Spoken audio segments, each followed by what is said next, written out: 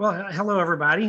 Today we have with us a great couple of individuals who do some great work for our region. Candace McGraw, CEO of CVG, and Brian Cobb, Chief Innovation Officer at CVG. Thank you both for chatting with me today. Thanks for having us.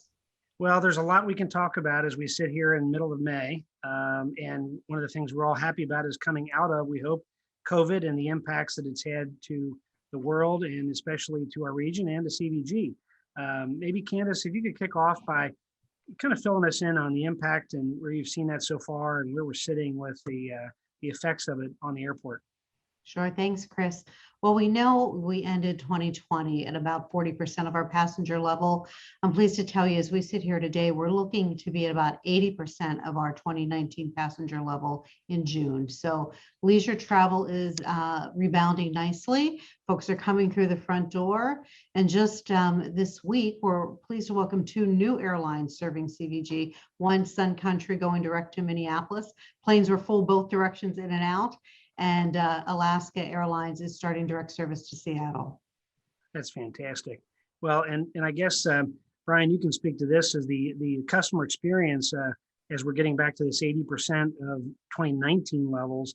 What does that look like, and what should people expect if they're not in that 80% who are presently already traveling? Right. Primarily, Chris, first of all, it's regaining confidence in air travel. So certainly there was that concern. Whole discussion around how quickly the spread occurred around the globe. Certainly air travel has some implications to that. Very much so, both organizations, both airlines and airports, worked significantly well together to really try to arrest the concerns. And the concerns are, when I'm in the facility, am I going to be taken care of, number one? Number two, am I going to be safe in the surrounds? And then ultimately, what's my experience going to be like? So sometimes air travel can be challenging enough, particularly around the security elements. We don't want to add to the anxiety. So very much it's regaining that trust and faith and confidence in the product that we're producing. And so for those who haven't maybe been through security and then waited for the plane to take off, and then actually the experience of getting on based upon the airlines, they're all a little bit different right now. Maybe speak to that a little bit about what people should expect and make sure they feel good about the experience. And I can speak from my own personal experience. It's been very good. Excellent. Great to hear it, Chris. And thanks for sharing that. Yeah, what the consumer can expect right now under a federal mandate is that the mask application is still very much in place. And that's required as soon as you step foot inside the airport space, all the way to the gate. And of course, you'll need to keep that on throughout the air travel experience on board the aircraft. And that's important, really, until we really address on a nation state level that everything is safe and sound. I think it's worthwhile to make sure that those practices are in place. But what our consumer can expect coming through CVG is, again, the security checkpoint is really operating exceptionally well. We're really pleased with the TSA's performance. We have a phenomenal team of individuals here at CVG, probably one of the best in the country by far. So the wait times are very low, typically under 15 minutes, definitely under 5 for pre-check.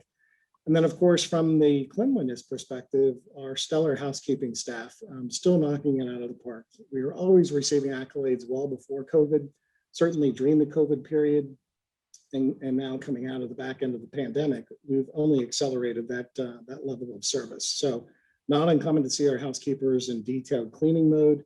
And of course, now we've introduced robotics of late, actually prior to the pandemic, that now are really a supplement to staff support. And it really goes a far way, frankly, for the consumer that's walking through. It's just one more optic reminder that CVG specifically is very concerned about your health and welfare while you're in our space.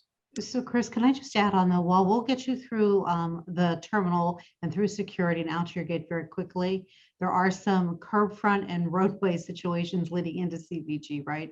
So in terms of, construction across the Brent Spence Bridge, our parking situation right now, there's some limited parking availability. So we do want to encourage people to leave time on the front end of their experience to kind of make their way to CVG. Great point. Yeah, I think, and we'll chat with you here in the coming weeks about the great future opening of the rental car facility and how that's going to impact adding to the serviceability of everyone using the airport. But before we'll hold that off to a future discussion. You speak about some of the innovative things you've been doing on the terminal maintenance and those kind of things. But let's speak to the innovation that, in addition to that, we might see either at the at CVG or even with some of the partnerships you're building across the community.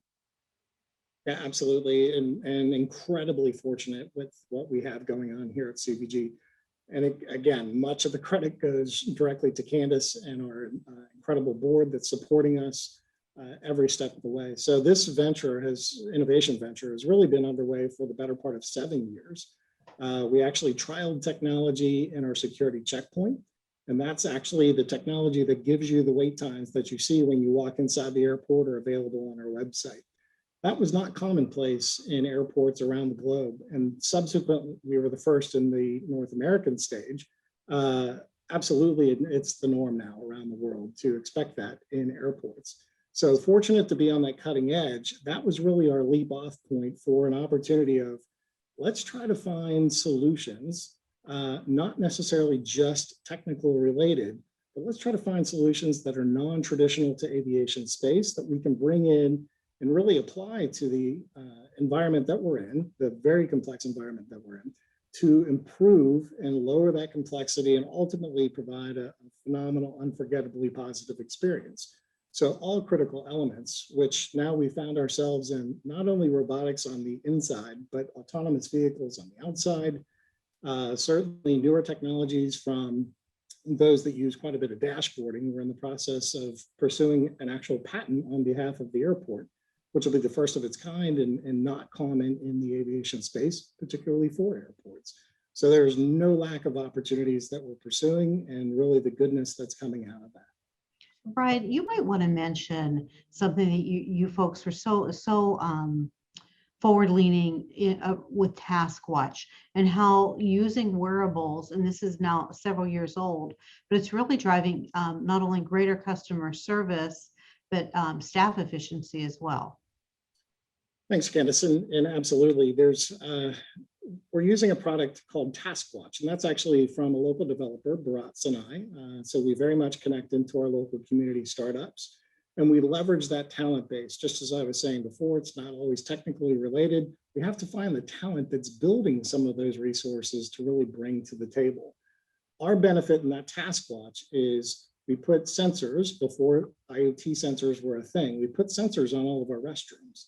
Then we connected that sensor data to cloud computing, which in turn notifies our housekeeping staff, gender specific, on the restroom that's closest to them and when it's approaching a serviceability point. So again, we went proactive and established serviceability levels, really a metric for us, right? That we're encouraging and having our staff go in and clean that before it really becomes a concern for the consumer. It's very much like a restaurant.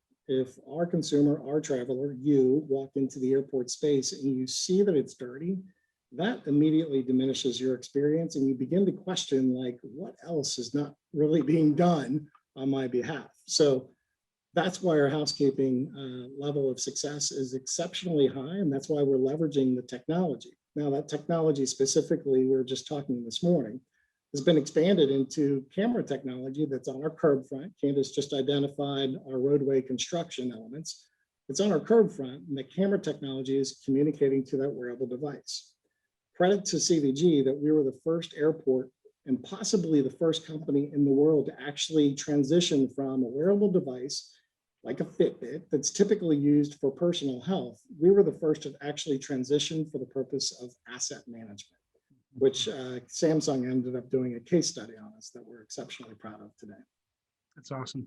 Well, and in that experience, you talk about the innovation, these ideas of making the customer experience a greater, really a greater benefit to themselves. Let's speak to the actual, going back to the nuts and bolts of what's happening on the airport briefly, because there's been so much investment across the board when you enter the terminal, escalators, that kind of thing. Maybe just speak to that a bit. Because I think that that's something people realize that, these things have to be done and to make the experience an enjoyable one as well. Well, no, Brian, go ahead. Go ahead and you can take that one. And again, definite pain points. The credit to CVG where our building is not new, and we have gone a far stretch to make sure that not only is it still looking to a pristine condition, but also that it's mechanically sound. In order to make sure that it's mechanically sound, unfortunately, sometimes we have to take those critical conveyances like the train or like the escalators out of service to make sure that we're meeting the expectations of not just the state level requirements, but also our requirements to, of course, ensure that the uptime is as long as possible. Now, to the excess, during COVID, we actually accelerated some of our programming to replace our escalator systems. We know that it's been a challenge over the recent years. We've been able to, in the past, perhaps stabilize, whereas opposed to just wholly replace. Because of that downturn in activity, perfect opportunity to accelerate our programming and start replacing some of that heavier equipment. That's so smart. And I know that people think logically, hey, this is the time to do it. It's never convenient, but from the luggage retrieval system to the escalators, all of that, you can see the investment and the really great outcomes of it. So kudos to you and the board for moving forward. Really, as we wrap up, I just wanted to maybe have you speak to the issue of the impact of education and really entrepreneurship as a whole when it comes to the employment opportunities that exist at CVG and really the businesses that are tied to the success of the airport, which I think it's literally one of the largest employers in the region, and it ties to so many companies, et cetera. So speak to that a bit if you can, Candace. Sure. So, we have direct employees for the airport board, about 450 employees.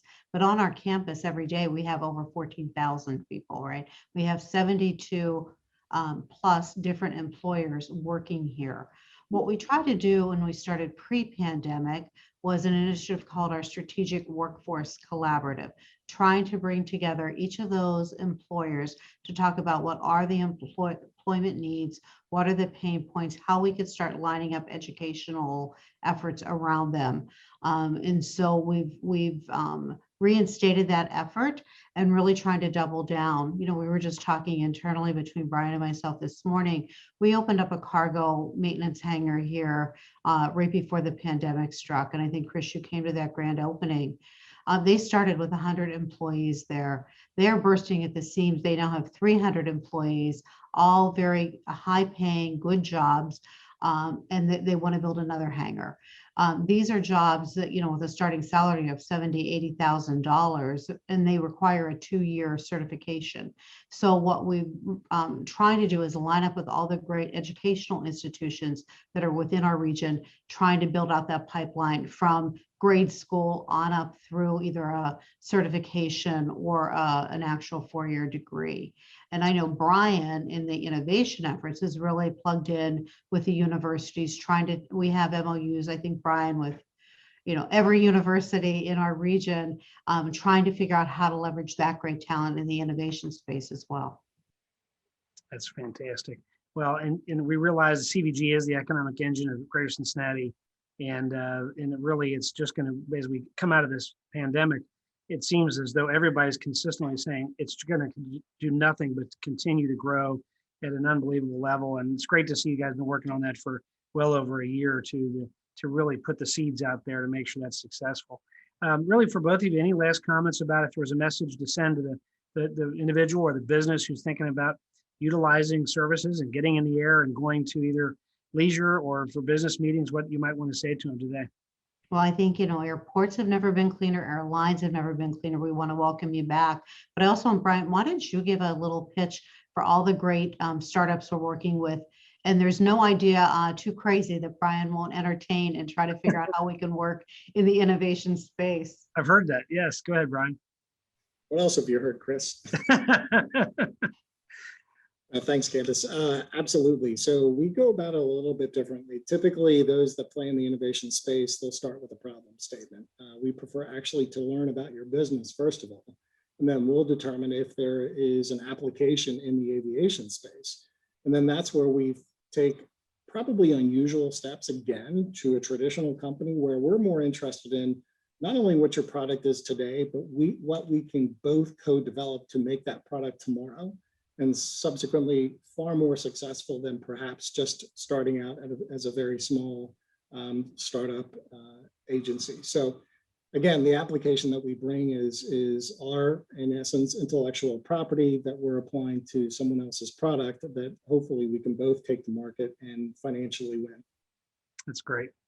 Well, you guys are great, and we could talk about this for hours and hours, but exciting things happening on campus and with behind within your leadership team, and the impact of the region is unprecedented again. So thanks for everything you're doing, and best of luck to a successful 2021 and getting to the levels of air travel that we all want to see, and know that it's very safe and ready to fly. Well, we're appreciative of your support as always, so thank you. Thanks, Chris.